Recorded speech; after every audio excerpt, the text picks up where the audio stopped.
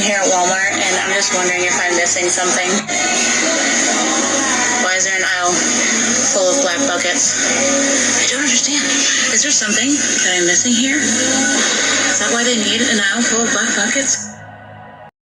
The Joint Chiefs of Staff, Chairman of the Joint Chiefs of Staff, Milley, the Joint Chiefs of Staff, Chairman of the Joint Chiefs of Staff. And, I mean, of course, he's been a key figure for a while of all the stuff he's said and done. But apparently, he has made some phone calls, like around the election and around January 8th, to China.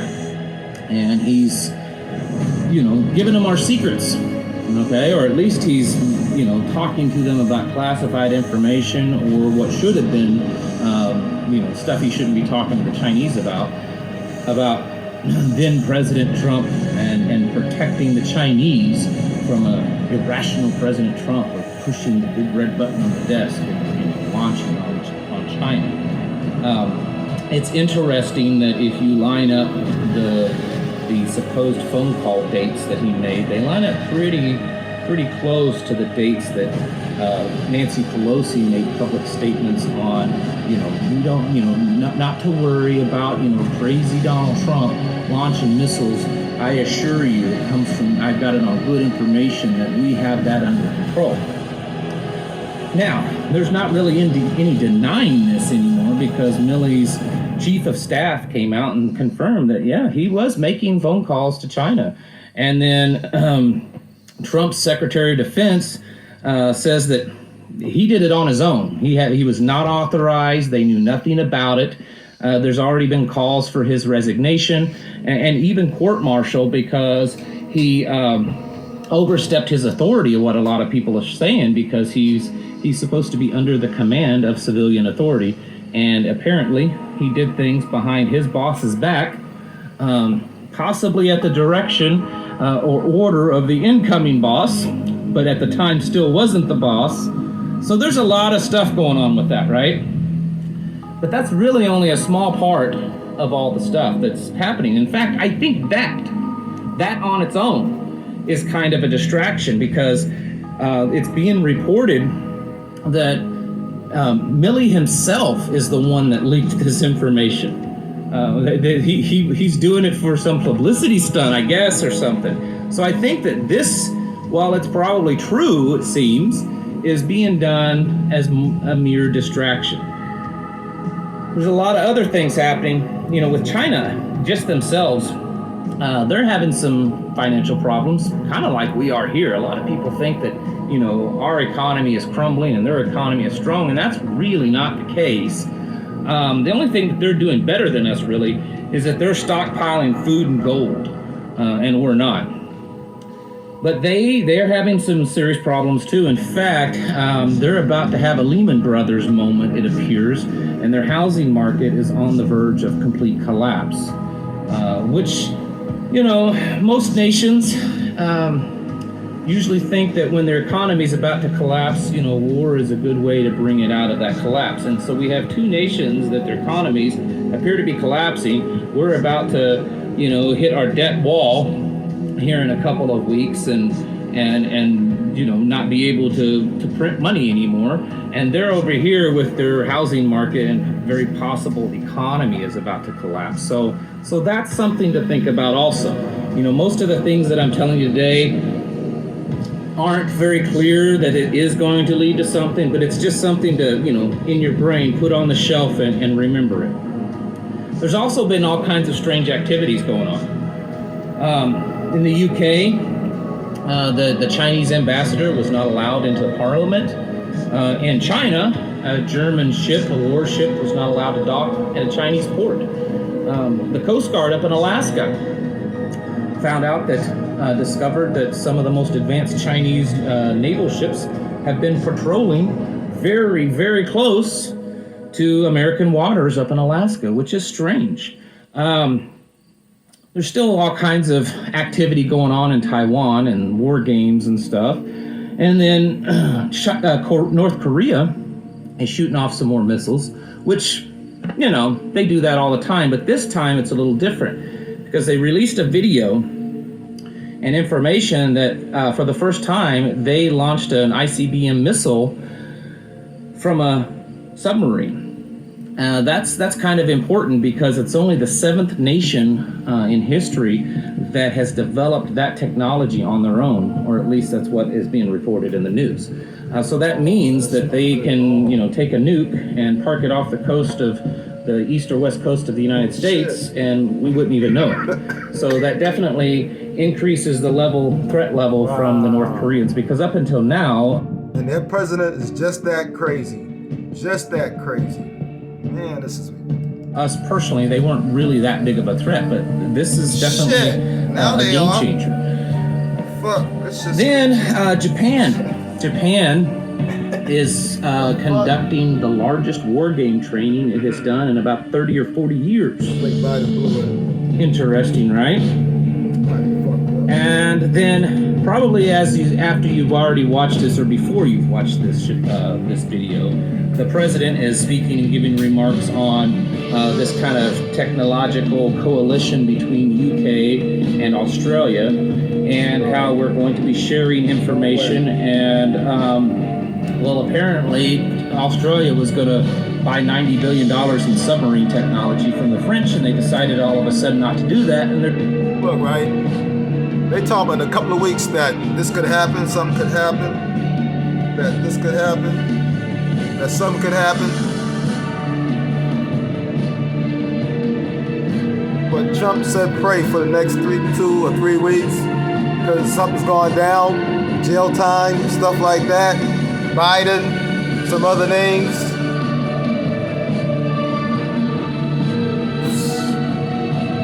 they're doing it with the Americans. Now, does that have anything to do with all the other stuff? I don't know. The relationship between China and Australia has been strange. The relationship between our president and China has been certainly strange. And then now we've got all of this stuff. The best way that I can put it, there's just a lot of scuttle happening right now. There's a lot of chatter. There's a lot of just miscellaneous things that all are connected to us and China and Taiwan or North Korea. There's just a lot of stuff going on. And I suspect that there is something more happening, and we might find out about it in the next coming hours or days. But I think we should be a little bit on guard and aware that there could be some type of false flag event that could propel us into a war, or at least the illusion of a war. I don't think anyone would disagree that there's been a strong appearance that our sitting president and the Chinese are pretty close friends and buddies. So it would make you wonder what's going on if we end up in some kind of conflict with them, and yet the presidents of them are nice and close and tight. If you remember a week or so ago when Biden did his... Okay, stop. He must not know. United States and China are not buddies. The United States and China are pretty much on the low enemies. Just like Russia and United States are not really friends either. Their enemies on the low as well. Like, come on, look who's both sides supporting. Like, get a clue. This, national mandate speech. Just an hour or two after that conversation, it was reported that he called Xi Jinping, the president of China, and spoke with him for quite a while. Because Xi Jinping and these Chinese people control Biden. Biden's in their pocket. Of course, he's going to report to his superior on a low. And now all of this is happening. So there's definitely a lot of stuff going on. I haven't quite determined if it's legitimate, meaning that there really is physical conflict on, getting ready to happen, or is this another one of those illusions that they play on the, people to make them think? I'm sure there's an end goal to all of it. If they go to war or not, it's still staged, if you ask me, because there's somebody high up staging it. And to be the devil most of the time staging the shit if you haven't got a clue yet. Probably more global control and domination of all peoples. Of course they want that. And especially us here in the United States. Yeah. At the same they time want that this is all kind of playing out on the news, this weekend, apparently, there's some kind of like MAGA rally at the Capitol in Washington, D.C.